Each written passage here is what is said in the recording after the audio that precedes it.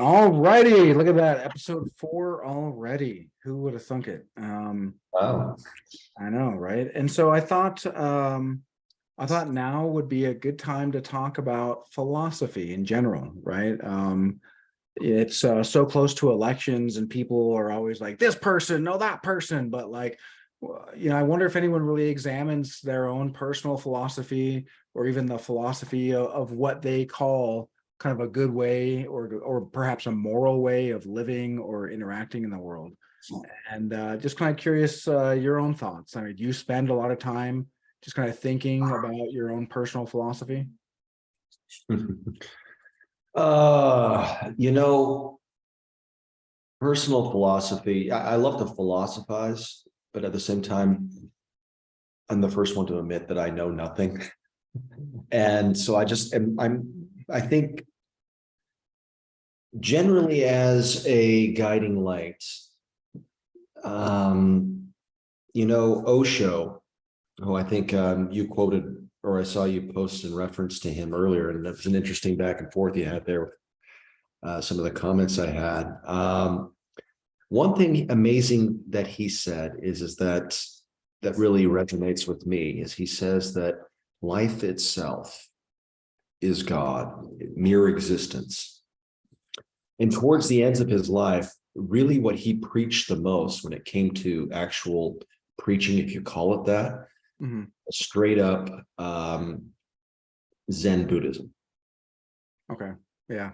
Because that's really what you need as a moral guide, I think, and all of that stuff to kind of a guiding philosophy. I think that's really for the layperson, that's all you really need, I think, to live a meaningful life. Some people want to get into a little bit more of the deeper, stuff. Not everybody's always interested in that kind of stuff. And I think Sadhguru kind of delineates that pretty well for those that are a little bit interested in exploring a little bit more of the mystical and stuff like that. Then, there's other things, obviously, other kinds of knowledge and stuff that you pursue. But for most people, in order, I think, to really adhere to a good philosophy, a good abiding of philosophy that doesn't really require, because Zen itself doesn't have any scripture. It's kind of hard to actually explain in words what Zen is. Zen is just best way to kind of descriptively kind of describe it. It's what's here, present, and now. So, Lietze apparently walked on air. Kind of going through his story, you learn a little bit about Zen and why it's so difficult to really like tell somebody, because even a Zen master doesn't really feel like they have anything to tell. So why would they want a student? And so to become a student of a Zen master, Lietze was kind of he was very determined, and basically, Right? yeah, I guess I can't remember who his master was. I'm only just now learning about Lietze, but it's quite interesting. I don't know a lot about Zen, but what I've learned certainly matches with what I'm hearing from you. But I do know a lot about, say, Socrates, and just reading Plato's dialogues. And Socrates would be the first one to say that he doesn't know. So it seems like you're in good company to say that you're the first one to say that you don't know. Yeah. And so that's interesting, because it does make a bit of a quandary for like, how do you answer anything? Yeah, that's why I kind of struggled there for a moment, because no one loves to philosophy. No one loves the subject of philosophy probably more than I do. But yet at the same time, and the thing is that's actually, I think, the definition between someone who considers himself a seeker versus somebody who's a believer. A seeker is somebody who really just doesn't know. They're always in the pursuit of trying to find the knowledge. Whereas a believer, hey, they already know. Well, they think they know. So I like what you said there too, because the pursuit of finding knowledge, a lot of times people also are on a path of the pursuit of happiness. And coming back to Sadhguru, I started getting a tattoo on the back of my right calf of Batman and the Joker. And it's representing basically, opposite ends, or polar ends of kind of that superhero, supervillain. Well, the way that they are, they're sharing a back, and Joker, his face is kind of purple, just like he's obviously not healthy. It's like bluish purple, like almost like a gross old bruise. And but he's got a big smile on his face, and Batman is very stoic and rigid, just like in very Batman fashion. And But is Batman also healthy? I well, mean, so that's besides what, physical, yeah, besides physical. yeah. So he's healthy, he's healthy as can be. And what the Is he mentally healthy though? well, so that's my point. My tattoo represents that in beware the pursuit of happiness, because in the pursuit of happiness, where happiness is right over that next hill, or right over that next accomplishment, or right after this next degree, well, you'll find that you'll actually get there and you still don't have happiness, because you don't actually know what it is. You just alienated it and you cast your line, and you got to where your line is, and then you realize that you actually displaced your line as far as you cast it. And so in a world where you do that and you pursue happiness, madness, which is the Joker, often masquerades as happiness, while the only way to be a good person is to be stoic and miserable. And that's the warning from both Batman and from the Joker. And I really refined that idea of bewaring the pursuit of happiness from listening to Sadhguru. And so I already had a very similar idea of what I was, because I'm a nerd, dude. I just infuse all my tattoos with meaning and a lot of thought. Oh, that's awesome. I think that's why a lot of people love to get tats. And then that's awesome. The Batman and Joker. I love the duality.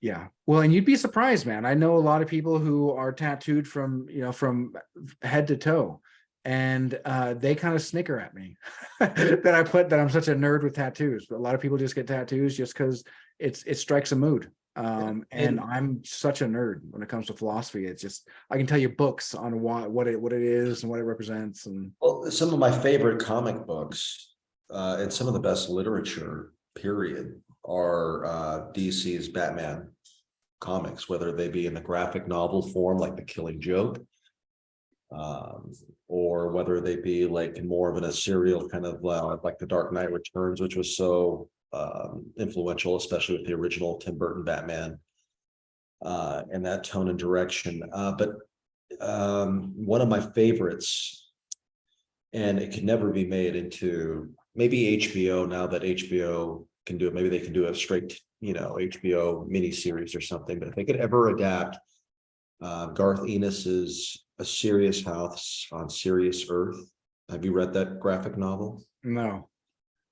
It's a psychological thriller, Batman. Mm-hmm. And tell me if you've heard this setting before, if this sounds familiar, because they've used it as inspiration quite a bit. Joker and the inmates take over the madhouse at Arkham Asylum.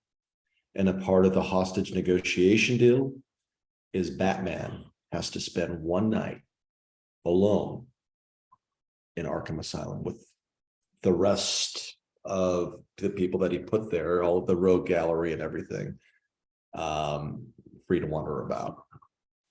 And one of the most beautiful things in it is Batman's walking in, you get to read his thoughts, his inner monologue.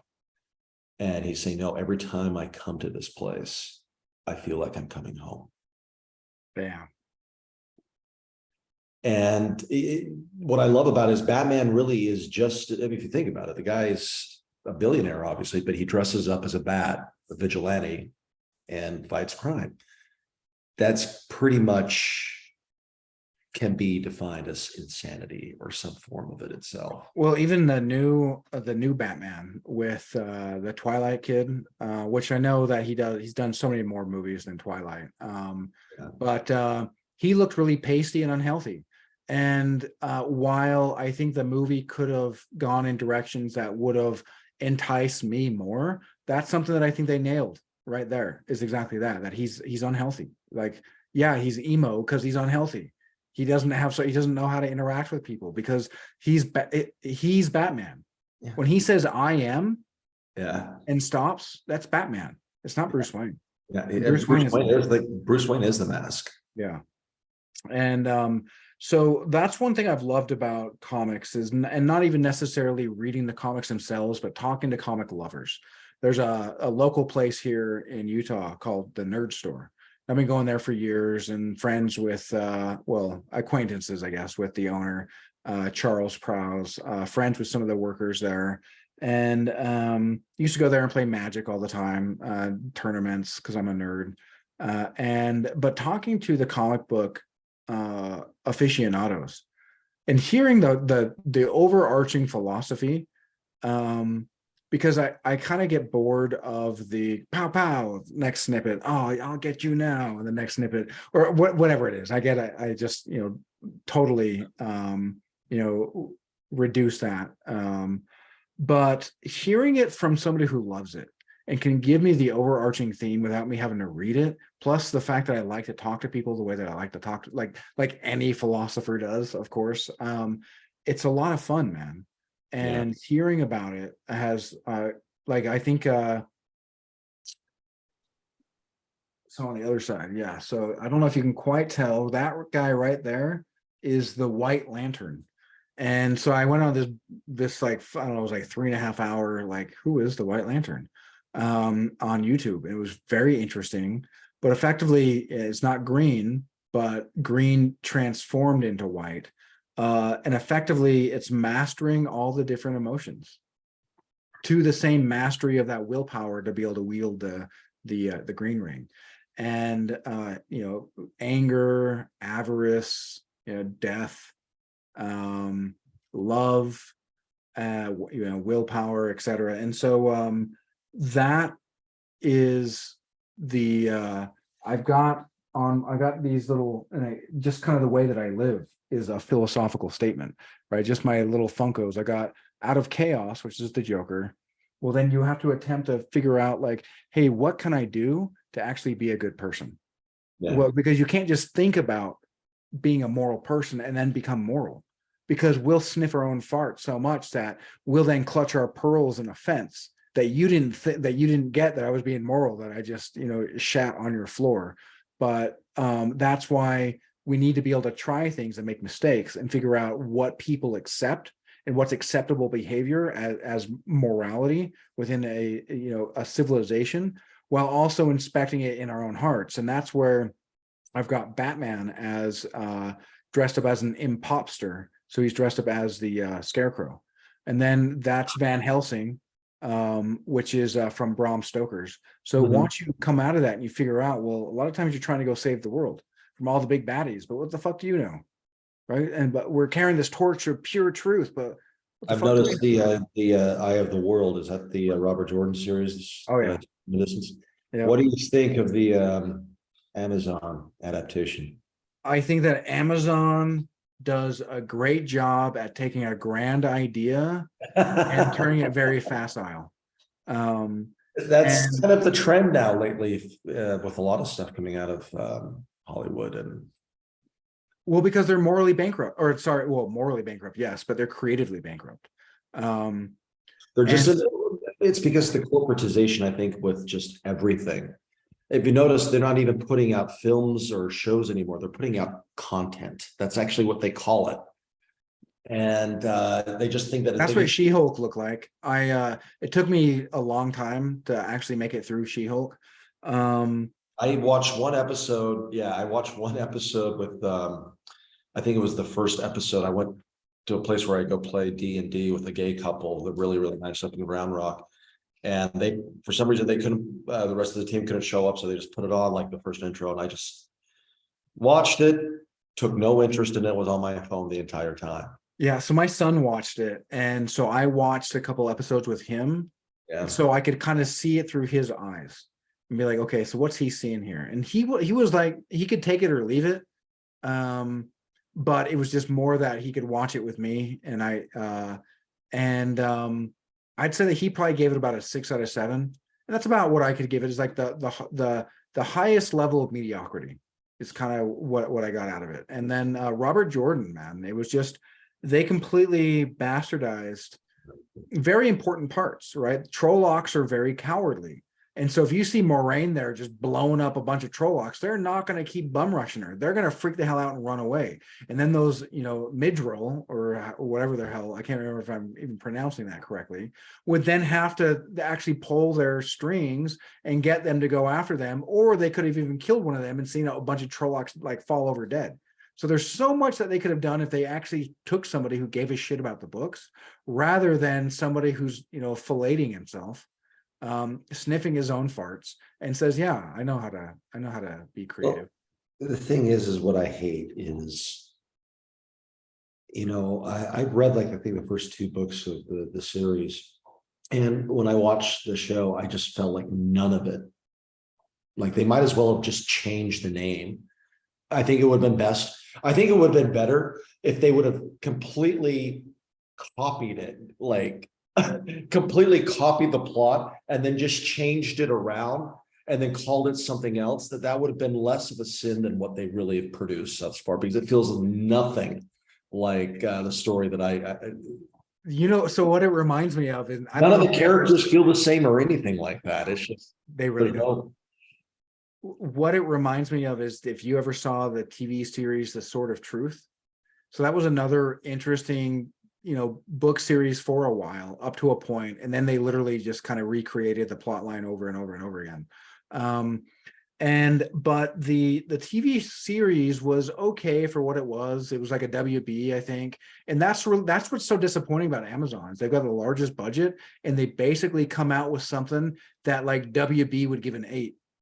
Right, out of 10, and that's like, what's going on here, right? And find somebody who actually loves the media, whatever it is, and you'll find that you'll just do better work because they love it and they want to do it. They want to do it at justice, and they're gonna fight for the soul and the spirit of what's important, either in the characters or what is the character developing plot points that has us now knowing why Matt is the way Matt is.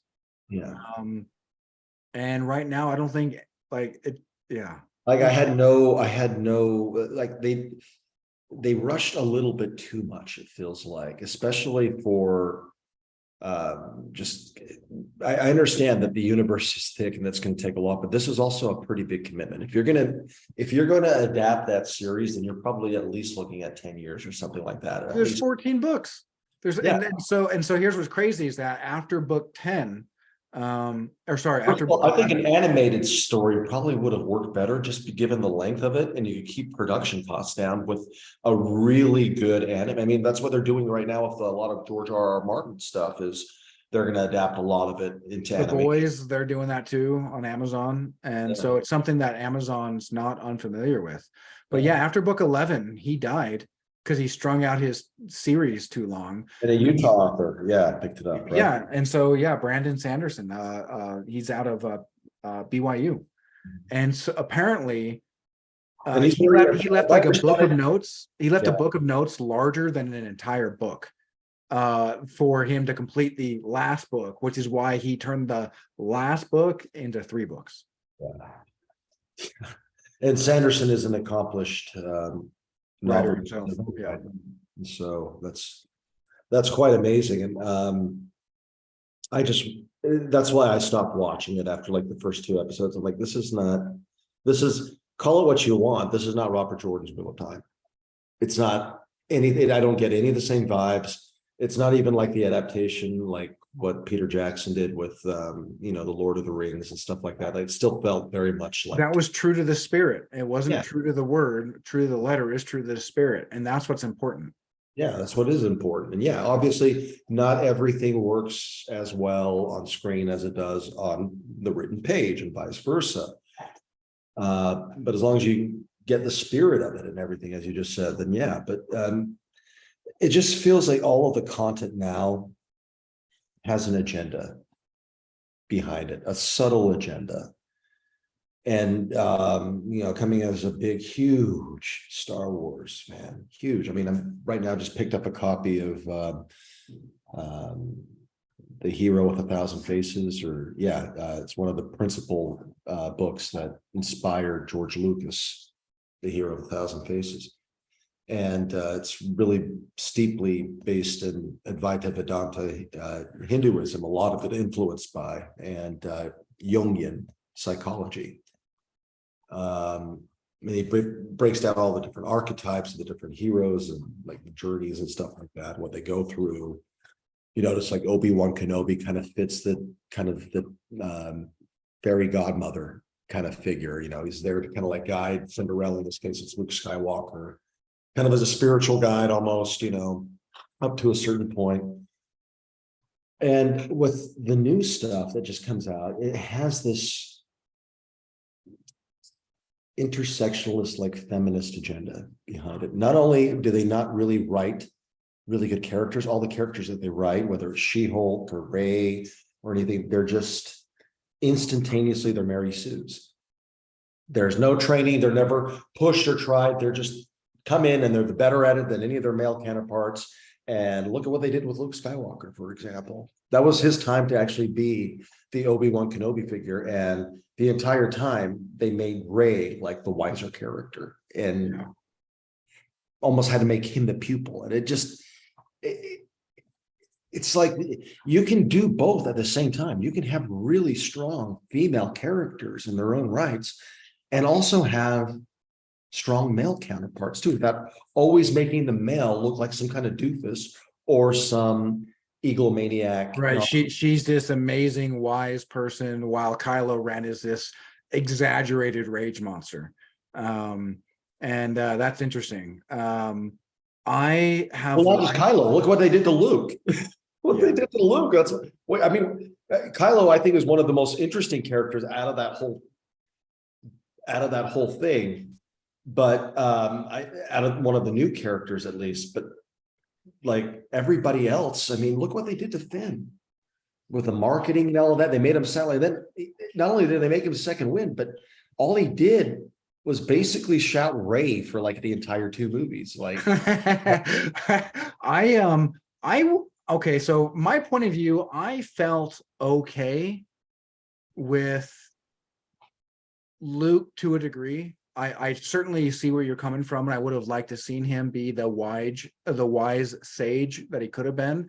But seeing people who have PTSD, I could see that he became a curmudgeon-y, just bupkis that needed somebody to come kick him in the ass, but he didn't need to necessarily be depressed the whole time. I just didn't like the way they let him out. Like it's like he didn't have a real redemption until like the last 2 minutes of the movie, and even then.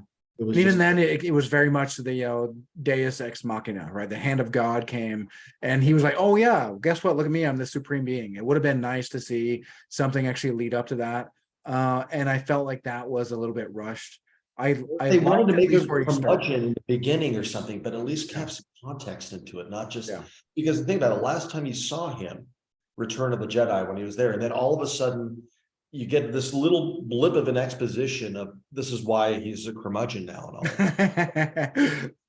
So he just goes to this planet just to die, seal himself off, and a girl comes to him, and the first thing he does with his lightsaber, it's just like none of it felt anything like what George Lucas had ever conceived. And they probably should have stuck with his outline, because love, even the prequels or not, it's still George Lucas, and it still has a fan following. They're just albeit a little bit younger than a lot of us are. Well, and I think 1, 2, and 3 had going for it just the whiz bang of the new technology and the fact that Clone Wars could actually take off. Like the Clone Wars TV series, the cartoon, has a big following. And so that when people say that it's not really in line or true to what George Lucas, would do. Well, the thing is George Lucas came out with 4, 5, and 6 because his hands were tied behind his back, and he wasn't the main man on campus. And when he's the main man on campus and everything he says goes, we get episode 1. And so it's hard for me to be like, yeah, you're right, man. We should have had George Lucas at the helm. He was also the force behind. I think, and I'm not judging. I think what he tried to explain it is he, at the heart of it, George Lucas has never wanted to be a big franchise director. he's always wanted to be an independent filmmaker. He never really wanted the commercial success that he that he almost got with Star Wars, because that became everything for him. And I think when he went back to do the original movies, is like he wanted to give the audience a new experience. And they've always been written for kids, even the original ones. It's just that we grew up with it when we were kids. When he tried the new ones, he just really wanted to make a different experience rather than just Okay. follow the same formulaic, that's where I give it. Reach That's people who where I still give- believe in magic rather than people who themselves have become curmudgeon-y, and then try to adhere to that demographic, because then you're just setting yourself up for failure, because they're mad anyway, and they're Yeah. going to be mad no matter what. So at least reach out to kids that are going to be like, hey, whiz bang, yay.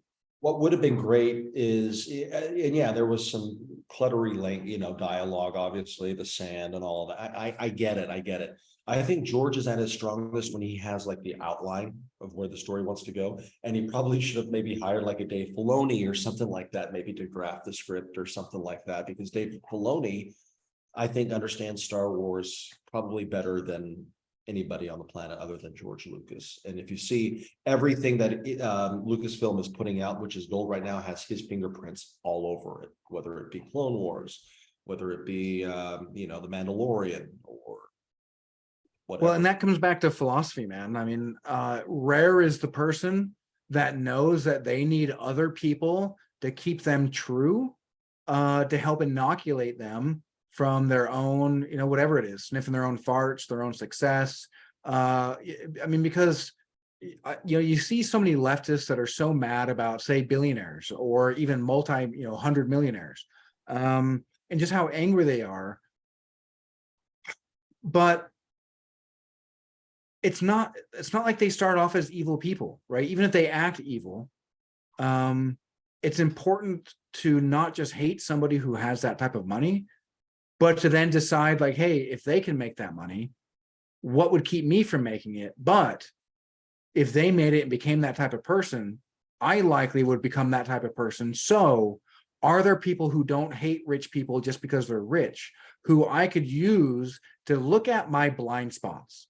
I'm trying to come up with this magnificent masterpiece and I'm already rich as hell. How do I then take that magic and take that majesty that I have and not have it remove myself from what it is to be a commoner? Because I ain't a commoner anymore. And I can't pretend like I am, right? I don't just go to Taco Bell the way that people go to Taco Bell, right? And that's just kind of how, and I'm not saying me, but I'm talking in the fuse with George Lucas at this point. And so, I mean, I don't see that there's really any other path than to have that success displace you from where you were. And when you're displaced, well, you're not there anymore because you're displaced.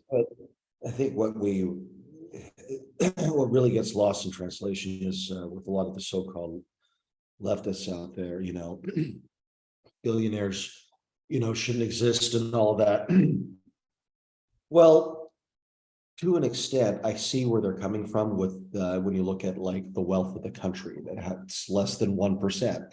Obviously, that's wrong when all the wealth is produced by a lot of people. I'm not saying everybody deserves to be a millionaire or a billionaire, but coming back from a time when, like in the 50s and stuff, and it's not like these were the most leftist times, by any means. I mean, we had Eisenhower.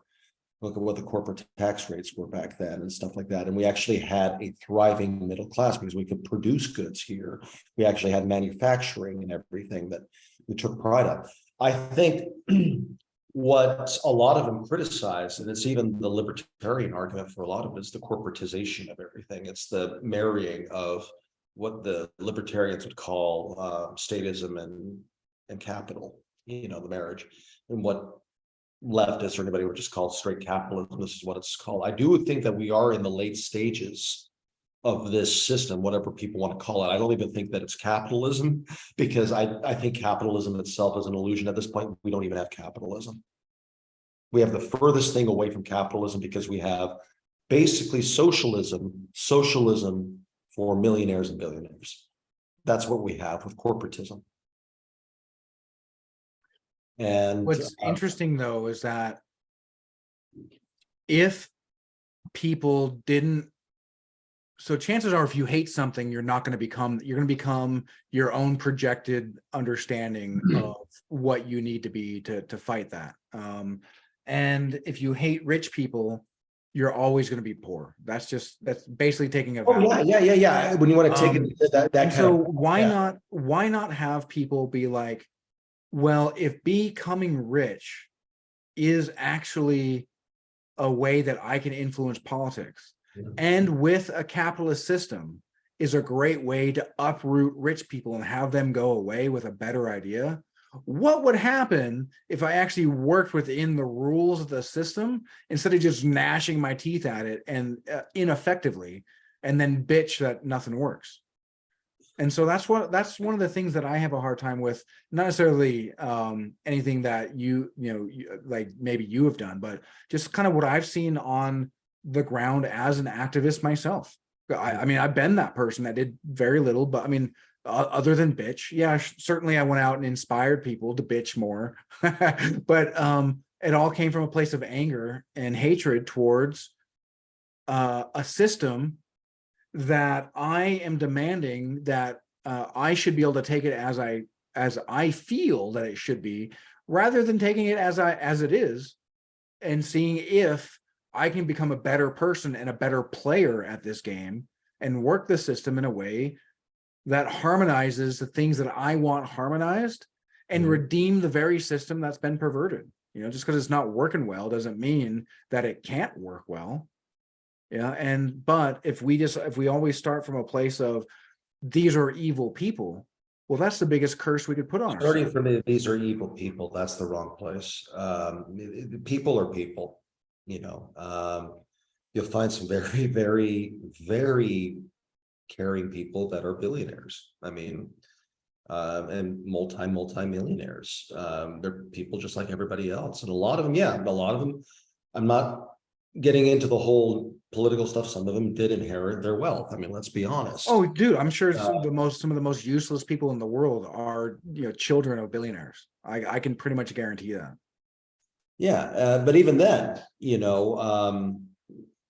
they're also people, and so I'm not saying all of them, but I mean, like, it's complicated because I think that the system itself is we're dealing in Maya day in and day out. The illusion.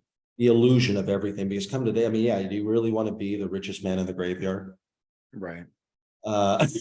There's no point to it after you cross this life and all of that. I mean, that's one thing beautiful about death, no matter what your thoughts are, even if you're not spiritually inclined, that death is the ultimate equalizer. Well, and so that's one of the things that I like about, say, Elon Musk versus maybe, Richard Branson or Tony Robbins, or, put in your, whatever, random billionaire, is that this dude is like, he's partnering with NASA. Not that NASA needs to be the one that you partner with, but he's effectively working the space race as from a private place that isn't just, hey, look at me jerking myself off with a group of people jerking themselves off as we go into the stratosphere. He's actually like, he's delivering goods and services to the freaking space station, right? Which is like the one thing that we should probably emulate are the good relations between Russia and America that the space station, exhibits. And, he's doing that. And, look, maybe he's an asshole to work for, but so are a lot of other people. Well, I don't even know if he's that big of an asshole to work for, because you look at some of the places like Tesla and all of them, they're hard to get hired into, especially for out of college and stuff. So that's obviously competitive. One thing about Elon that fascinates me more or less, not necessarily the person Elon, but people's reaction to Elon over the years, is he started to be a darling of, and I'm not going to say left, I'm going to say liberal, accolades and all of that, because you think about it. I mean, he's done more for the environment with electric cars than, any of the top car manufacturers, and he's kind of pushing them all into this EV market and all of that single-handedly. And look at all of the government contracts and all of that stuff that he gets, not only with Tesla and keeping his, because you look at the value of his company, he hasn't produced a profit, but Right. people recognize that he is kind of like the Howard Hughes of our generation, that he is the future. Well, and then even if you bring up the argument that, the mineral goods that it requires for the electric cars, I mean, he's still pushing us and propelling us into the future, which is where we need to go to harmonize back into how we should have always been, something that had a natural balance and order to our relationship to nature, man.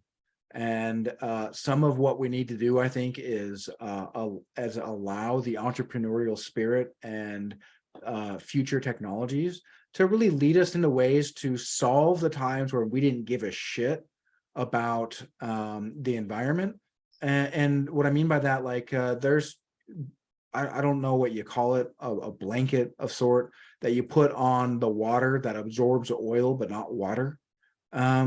There's bacteria that we know that breaks down plastics and turns it into soil, right? I believe it's the bacteria inside the guts of mealworms will do that. And so there are things that we can do if we have the political will. But often the people who know these things are really big nerds and they can't really communicate very well. And the people who can communicate really well are a bunch of liars. And one of the things that Plato said is that one of the penalties of not being involved in politics is you're ruled by your inferiors. And that's really what we've allowed, whether it be the Harvards, the Yales, the Browns, the Columbias, we've allowed them to become filled with moneyed interests as if that somehow meant that you're a smart person. It certainly means that you can be around and the smartest people, but it doesn't necessarily mean that you yourself are going to be a smart person. And all too often, the dumber we are, the more convinced we are that we're smart. And I would love to see people who truly are smart work within the system to really work it, redeem it, and make things actually work better. I'm certain that there's another Howard Hughes somewhere that's just really poor.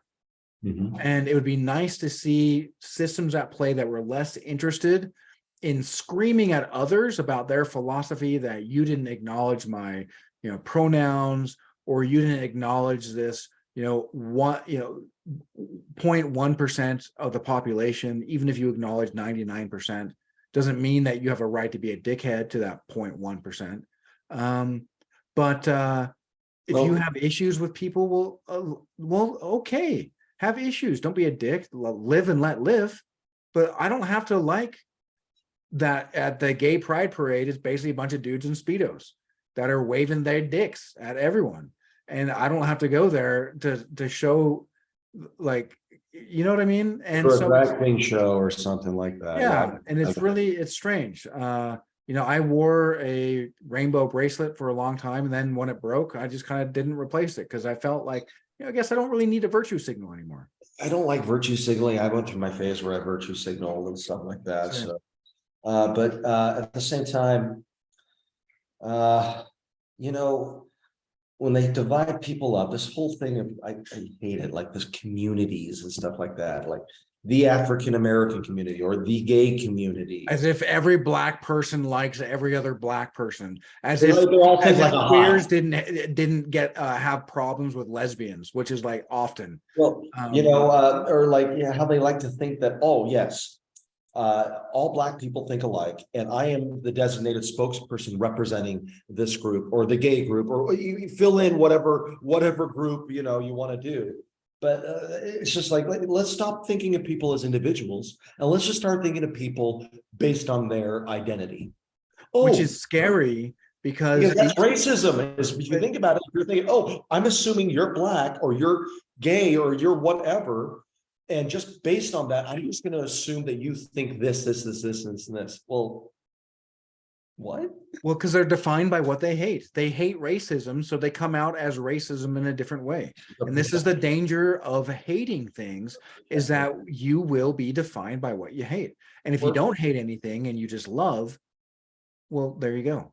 Well, not only that, but like out of Hollywood, and I hear this a lot lately with the identitarian obsessed people, like most recently, like with what is it, the Whale movie with Brendan Fraser. Oh, he's not gay. He's also not extremely obese. How could he play that role? I think we talked about that. Yeah. And How dare he? when I'm hearing things like, okay, so now you're saying only a gay man can play these certain parts that are gay. It sounds very close to, like, to me, what I'm hearing. Yeah, even when Tom Hanks comes out and says, "Oh, I wouldn't have played the gay attorney in Philadelphia or something." Now going back, was one that he won Academy Award for, his first one. That's virtue And, signaling.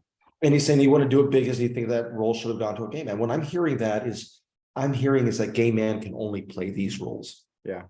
Only gay men can only play these roles, and they can't play any other roles. Well, what's the point of acting? It's make believe. Right. When you say that straight people can't play this role because they're straight and they don't know, well, that's the whole point of, yeah, they may not have the actual physical attraction that a gay person has, but they know what love is. They know. Well, and then take a step back from that. Like you said, it's not even just playing those roles, it's doing that job. Well, okay, well, what happens if an immigrant comes from a different country? What job are they going to do? Right. I mean, if this is how we're doing it, relegating people to just how I'm really offended. I'm really offended, Josh, that, out of when they made Jeffrey Dahmer, that show on Netflix, I'm surprised they couldn't find a real serial killer. Yeah. Isn't that just so offensive? And especially a real cannibal. Like, what the fuck, man? Yeah. Like, where's the representation? Where are the serial killer cannibals? Exactly. That's just and I feel like I should really summon my inner Karen and talk to their manager and make sure that, because you know what, representation matters, Nate. Exactly. And I just hate it because when they start classifying people into groups, all of these different communities, because that's kind of a new phenomenon. 30 years ago, they didn't have the term community and all of that, Yeah, so I grew up as a X generation kid, Gen X, and we were all about don't define me. Like, so it's hard. So I'm very much a product of my generation for sure. So it's hard for me to really honestly talk I'm an about aging that. millennial, so I'm one of the older millennials myself. So How old are you? I'm 40. Okay. I'm 82, so I think 81 is 80 Yeah, or 81. I'm 80, so I'm like right on the cusp. So they call me the Oregon Trail generation, which you're basically there too. And where you grew up with one foot in analog and then the other foot developed in digital. And but with what's so crazy though is that in a sense, representation does matter. It really does, just not in the facile way that a gay man should only be able to play a gay role. Like, that's just stupid. Because like you said, it's all make believe, right? It's a movie, it's a TV show. Like, somebody made it up. Yeah. And to demand that it can only have, well, hey, wait a minute. You're telling me Superman is flying? Well, you can't fly, bro. You can't fly. Well, yeah, never. So this is the make believe. Well, you can't. We can't find a real billionaire to play Batman. I know, right? You can't find a Real billionaire.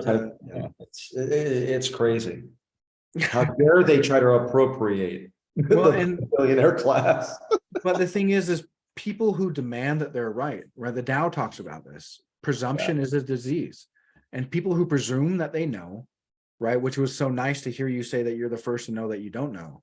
People who presume that they know, well, they walk around with a diseased mind, and they demand that you give in to their disease, which is dis-ease. They can never be at ease. They can never be happy with something. They have to bitch because their disease, their dis-ease is oozing all over everything. And if you don't give in to their parasitical dis-ease, well, then now you're also persona non grata.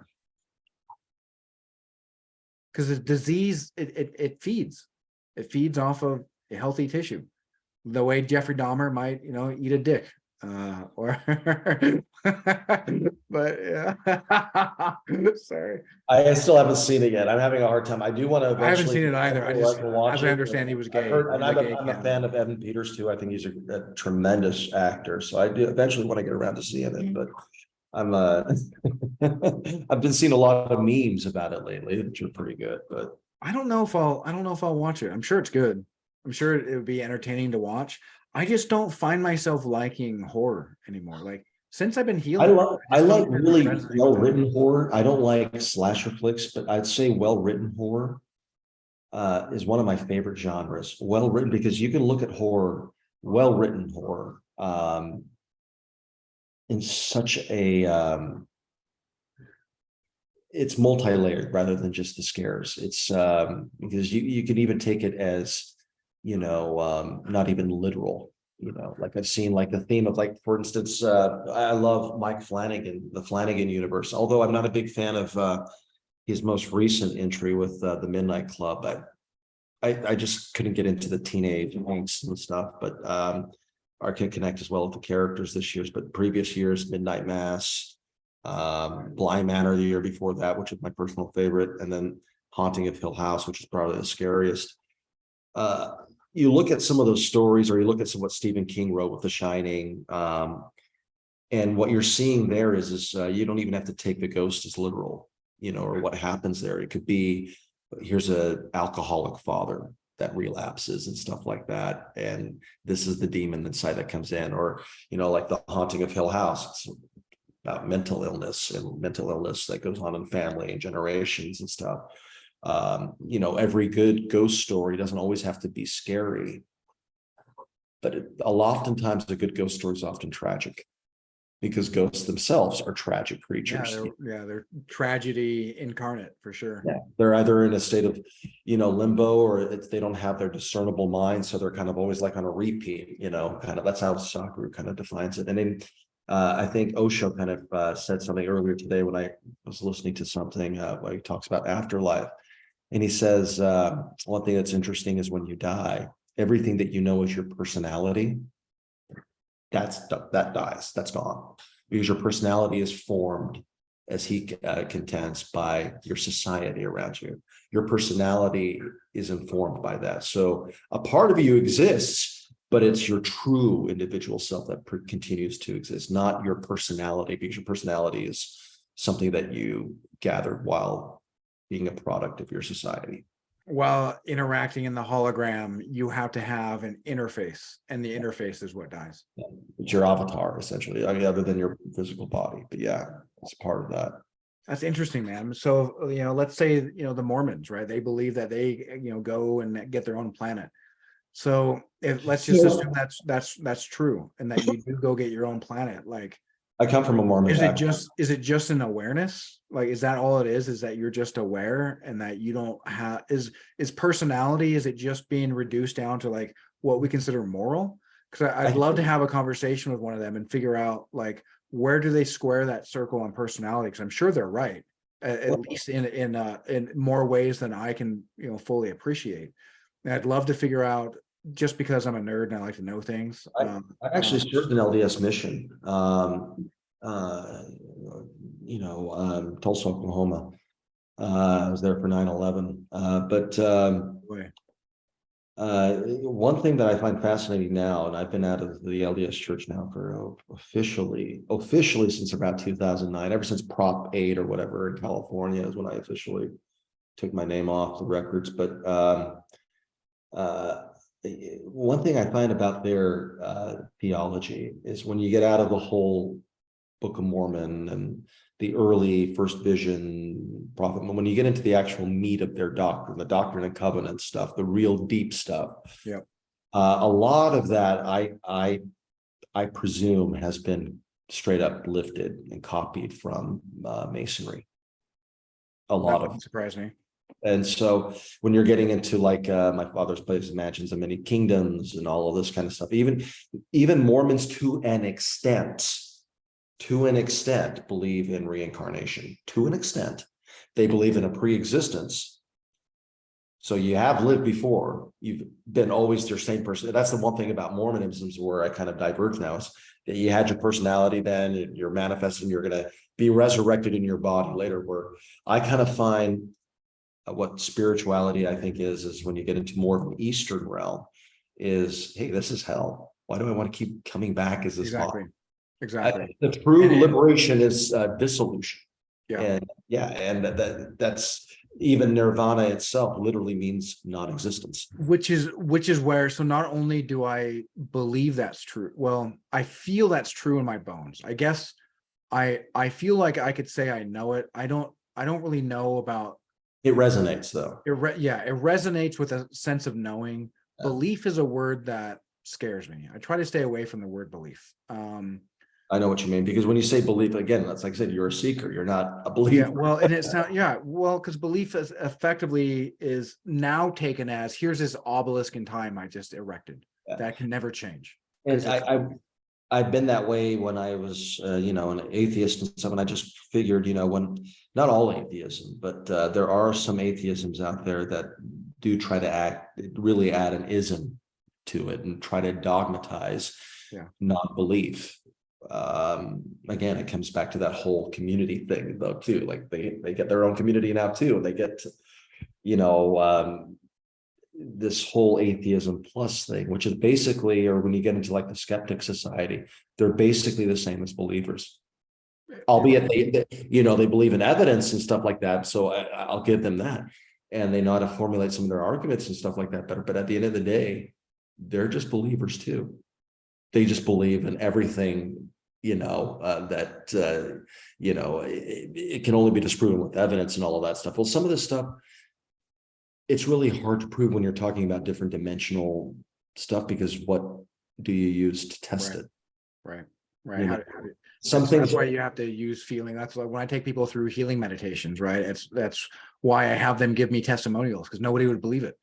Right. Yeah. I just took a nun before we started this conversation. I took a nun, well, former nun from India, and so she went and had to get her blood tested for a reason, and it wasn't even that she was feeling sick, but then found out that she was diabetic, and so she felt numbness in her hands and her feet, which is totally very common within diabetes. And so I took her through a meditation, 45 minutes.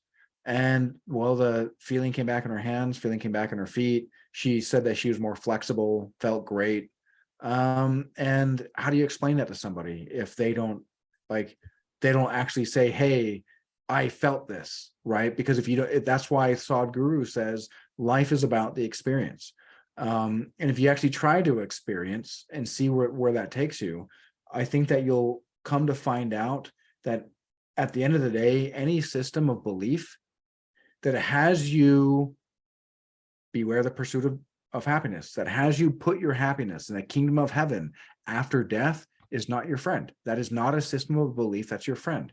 And any lord that's your shepherd, that you're giving the right to slaughter you, that says, hey, let's stay here. Let's just stay here because let's be miserable here because you'll find happiness there. That is not your friend. Worst. That is the worst, because and well then, I think this kind of plays into the comment, the Osho comment you posted about earlier about life. Is spiritualism is about happiness. It's about joyfulness. It's about laughing. It's about humor. It's about all of that, because life is funny. Yeah. Life is really fucking funny, dude. It's bizarre AF. And if you're not laughing, you're not paying attention. If you're not laughing, you're miserable. Well, if you're not laughing, you're just not looking for it. You're not looking for reasons to laugh.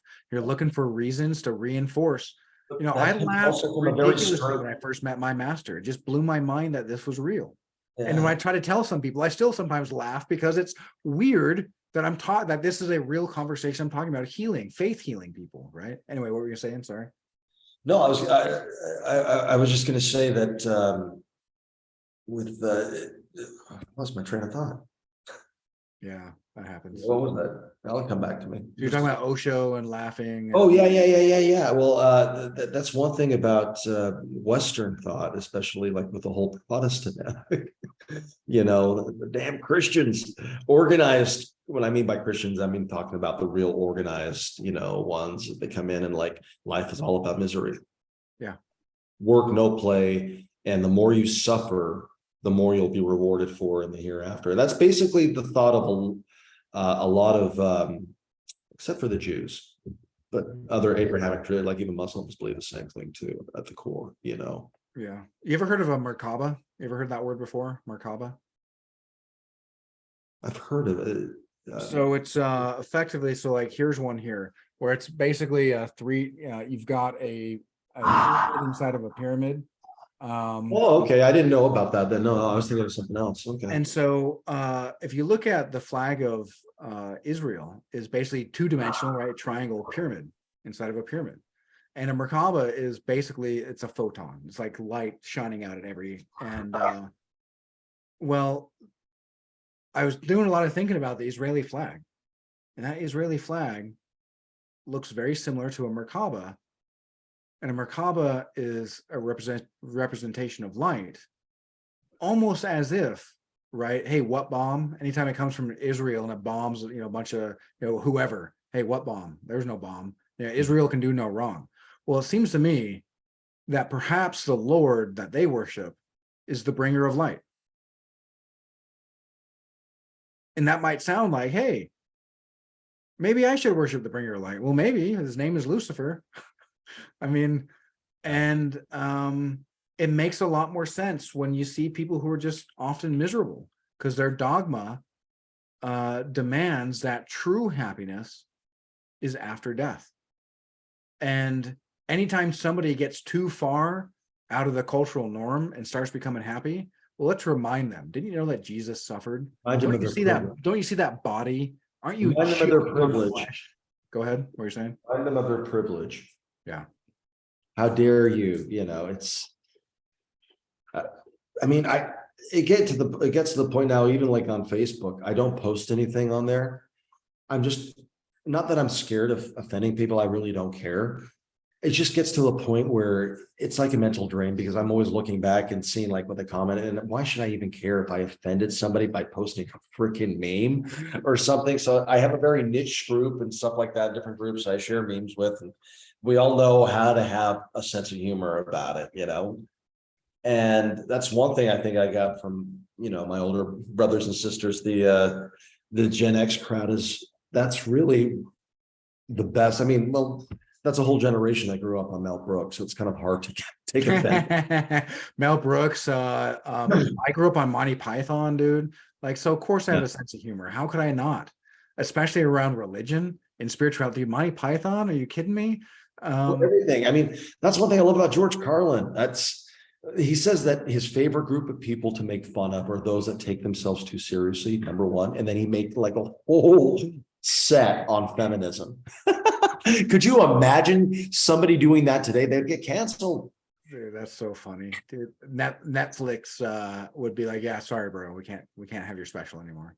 Yeah, George, I don't know. I don't know if you heard about this. Did you hear? I heard this actually on Rogan that the day before 9/11, George Carlin did a set in Las Vegas and they recorded it. And then after the set, the very next day, 9/11 happened. He called his producers and says, this can never see the light of day, the stand-up special. Because in the stand-up special, he said something to the effect of, he really likes to celebrate when disasters happen and a lot of people die. Yeah, so I've heard that. I've heard live in New York. He's like, come on, let's go look at the bodies. Let's go look at the bodies. Yeah. Yeah. And so I listened to, I mean, that was a bit that he had from mid 90s. I mean, I think I started listening to him hardcore in like 96 or 97. I can't remember when Live in New York came out, but I just know my parents. And one thing I loved about George Carlin is he has a following or did, like, people that consider themselves left and also those that consider themselves right wing. He was just something about his humor. I love that he played the Cardinal in who blessed his clubs in the movie Dogma. Dude, that was so funny. And when he introduced Buddy Christ, Jesus didn't come here to give us the willies, right? And it's like, dude, that's exactly right, man. And that's what's so Yeah. ironic is he's that guy was full of a lot of love, which is why he really wanted to help enlighten people and try to wake Oh people yeah, up. well, that's So I've why got a lot of the respect for only reason he comedians, did. man. Well, I was introduced to him as a little kid with Thomas the Train Engine and all of that because he overtook that show as He the was a host Shine after Time Ringo Station Starr. conductor. Yeah, the Shining Time Station. So that's when I was first introduced to George Carlin as a little kid. And I knew who Ringo Starr was because I was a fan of that show, and he was the previous host prior to George Carlin. And I think the only reason he did that show, as George Carlin said, is that he just love children. As much as you wouldn't think that because you think, oh, he's just an old curmudgeon and stuff like that. But no, he actually loved kids a lot. Which is why he was so mad. It was righteous anger that we saw coming out. And because he loves kids and he sees the system chewing them up. Right? He had a bit that was just like Americans get so fucked over in this country that they'll do anything to get a job. I'll take a little bit of cancer to get a job. And it's like, yeah, man, he's right. That's where we are. And then if you don't like it, we've so propagandized the working class that they turn around and scream at you to get the hell out. And then if you do want to suffer through your tragedy, through your tragic circumstance, but you dare not give a shit about somebody's pronouns, well, now you're fucking evil. So you can't miss it no matter what, man. You get screamed at no matter what you do. And I it's don't just a bunch of scared people. Where did the whole pronoun thing really take off? Because I remember just growing up, yeah, some people, are gay, some people are more feminine than others, and women are more masculine I behaving than think it others. And takes I was off from just, a psyop, to be honest. It's got to be a psyop. Like, I don't think the psyop is what created it. I think a good psyop just rides the wave and inflates the wave of something organic. And it's a great way to cause panic in stupid people and be able shock to doctrine. brainwash them. Like, Yeah, shock doctrine, and be able to brainwash them and mind control them into basically pushing a button and then they vote for Hillary Clinton, or pushing a button and then they vote for Donald Trump, or they vote for well, whoever is going to run for president. well, This next time around. the best thing is, after next Tuesday, we'll only be 2 years away from the most important election of our lifetime. I know, isn't that awesome? And then Haven't we heard that before? Like every election. I know every election. This is the And at the end of the day, they act like it's Armageddon, and somebody's making a lot of fucking money at the end of the day off of this stuff. I'm well, yeah, not dude, just saying that's what a happened to the lot. Democratic Party on a national level. The DNC became bankrupt because after the president becomes president, he fires all the consultants. But Obama left them on. Why? Because they were making a lot of money and he was friends with them. Obama was there as a playboy to make all of his buddies rich, and he laughed his ass off all the way to the bank. And and he lives on a compound right now in Martha's Vineyard. Have you seen He got like a pictures of his house? $46 million book deal or something crazy like that. There's the people's man. There's the people's man. Who took I'm the not hope and playing the same chain game. and strangled the shit out of it. If you want a good Yeah. critique of Obama, you know what? Cornell West is a very I wonderful love place to Cornell start. West. I love Cornell West. And let me tell you something like this. There are legitimate people out there that think that he is like almost the reincarnation of Martin Luther King or something like that. Not the Cornel reincarnation. West has got to be my favorite living leftist philosopher by far. And Cornel West.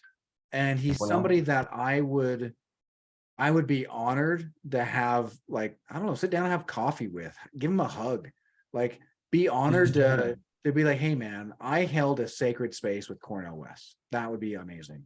I don't agree with the necessarily the fanatical political activism that he doesn't necessarily purport, but he certainly is a part of out there on the streets. I just don't do that anymore. But that guy, just nothing but love for that guy, man. I love that guy so much. I've had my fair share of activism and all of that. I've done my political campaigning. I've done my volunteering. I worked on the Obama campaign. I volunteered on my own time. I went down here to Austin as a college student in '08 during the primary, and then up to Denver and stuff like that to help him get elected during the general. And what a disappointment. And I knew it even then. I saw all the signs that were there, but it's kind of lost in the whole allure of Obama at the time. I thought that he was really, I mean, I grew up, during the 90s and stuff like that with Bill Clinton and stuff like that. And I just remember him kind of being later on in college, you learn what, the corporatists and what he did with wars and stuff like that. And I really thought that Obama was different. I thought that Obama, came from, Muslim sounding name. So obviously he's going to have a little bit more, and he grew up around different places in the world. So obviously he's going to have a little bit more of a deeper perspective than somebody here and stuff. And that's Really? exactly how they get you. Is that it's packaged with beautiful wrapping paper, a Muslim sounding name. Yeah, And but that's there's it. nothing Yeah, there. there's nothing At there. the end of the day, it's just Bill Clinton 2.0. That's really. But at the end of the day, he was an Amazon TV series that followed a grand idea, and they turned it very facile. Right? Yeah. He's the Wheel of Time. He's the He Wheel of could've- Time Amazon series version of presidents. He was all package, and that's it. And all fluff. That's why even the speeches and all of that sounded shitty, even like after he got elected. You're hoping like he'd churn out amazing speeches left and right, like he did, like on the campaign trail and all that. And then it just became so. Yeah, he became like the rest of them. He proved what's her name? Who's the hot lady? Sarah Palin. Hey, what happened to that hopey changey stuff? Yeah, exactly. Proved her right. But yeah, man, I don't know. The good thing is, though, I think that hopefully that politics now is dead, even though they're try to resurrect it as many times as they can. But I think as far as electorally, it's going to probably take them a few times to learn that lesson, because they didn't learn it with Hillary, that you can't just recreate it. And obviously Hillary had no charisma, and Kamala also has no charisma. Pete Buttigieg, outside of his little fan base, has zero. He has negative charisma. He actually saps charisma from people watching him. And like that's what I'm saying. Is that I don't understand. I really don't understand. Because he's all packaged. I appreciate his service. I appreciate his service and all of that to the armed forces, but there's no charisma behind him. And other than the fact that he's gay, was a mayor of a mid-sized town. Why is he on that stage to begin with? Right. What did he do? I mean, but here's the thing is, no matter if somebody does feel that it's in their heart to be involved, allow yourself to make mistakes, right? You feel like very disappointed with the Obama.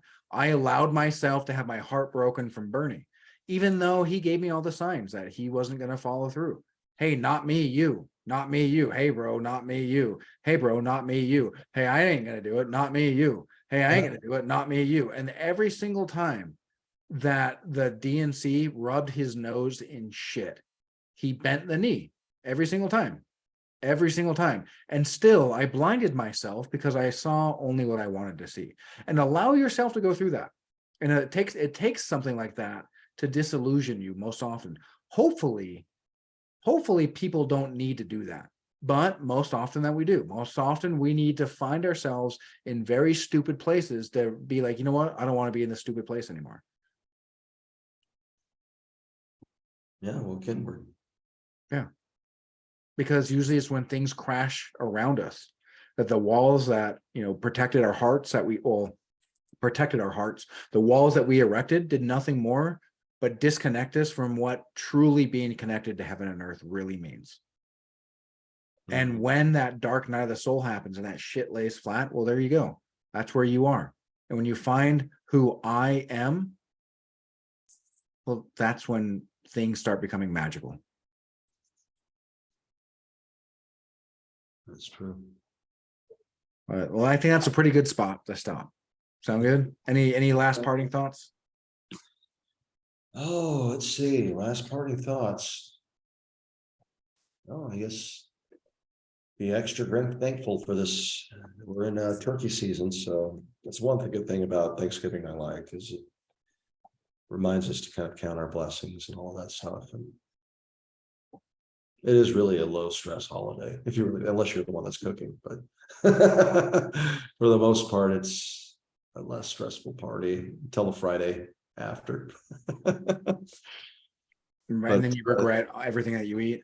Yeah, it's yeah, nice to remind the holiday itself is based on a farce, right? We didn't come here to hold hands with Native Americans. We were here to steal the land. You know, the people who we sent to build this country were, you know, looked as mutt people. And in fact, the white trash who founded this country were often looked at as less than slaves. Because they, you know, the owners of the land, right? 3% of the population actually own land. And then, you know, 0.0001% are governors and kings. They just looked at them as mutt people. And if they looked at, you know, their doesn't own, sound like much has changed. exactly. Well, if they look at their own tribe as mutt people, well, how do they then make it, you know, help you fool yourself into thinking that tribes matter? Well, they help you think that, you know, your tribe matters. And then they get you to say it really freaking loud and do stupid things. And that's typically, you know, kind of how I see it. I love spending time with my son. So I do like that. And, you know, giving thanks in my own way. But yeah, I think if people find way to give thanks in their own contemporaneous way, even if the holiday is based on a farce, yeah, that's still good. I think that can be given. Things can, I mean, yeah, I mean, you know, a lot of the probably religious holidays and stuff like that, horrible things probably happen earlier on or something during those traditions and stuff that they're based on. And then, you know, who knows? Who knows? They think that you can turn something farcical into something special. Just depends on it. But just keep Well, transform it to love, right? Create your own thing, right? But you know, just don't hold others to your model of the world, and things will no, usually be fine. yeah, exactly. And don't worry about, yeah, obviously don't be a dick, but at the same time, don't worry about offending people. Yeah, I don't go out of my way to be a dick. And if people take offense, well, that's kind of on them. yeah, I agree. I agree, sir. It's not on me to worry about, you know, your pearl clutching, or, you know, I certainly am not going to go out of my way to be a dick either. On social media, it's hard to tell because there's just no inflection. And if I'm straight and to the point, well, it just kind of looks like somebody's being the dick. But like, I don't really want to spend 5 pages of kind of trying to talk around a point. And so it is what it is, right? If you find that you can let things go, your life will be happier, Yeah, much happier. exactly. And the people that are offended, well, they have a lifetime to get happy. Yeah, and let that be you know, kind of wrap our philosophical conversation in a bow. Is that learn to swim in your own rules, learn to find happiness where you find happiness, and experience it. And don't let others tell you that your experience isn't real. That's true. But awesome, man. We'll catch you next time. Catch you later, bud. All right, buddy. You take care. Take care. Have a good night. You too.